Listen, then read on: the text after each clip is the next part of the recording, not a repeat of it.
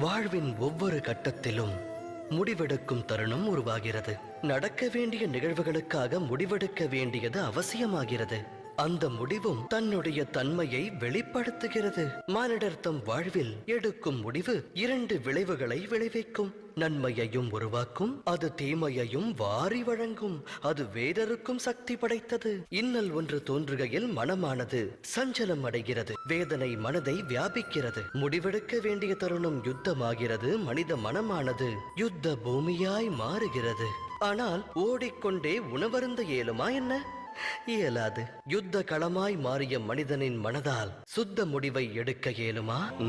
ஒருவன் தன்னுடைய வருங்கால முடிவை அமைதியான மனதோடு எடுத்தால் வரும் காலம் சிறப்பாகிறது. அதே சமயம் மனதை அமைதியடையச் செய்ய வருங்கால முடிவை ஒருவன் எடுத்தால் அவன் வருங்காலம் புதிராய் மாறி முட்கள் நிறைந்த விருட்சமாகிறது. தாம் எடுக்க உள்ள முடிவு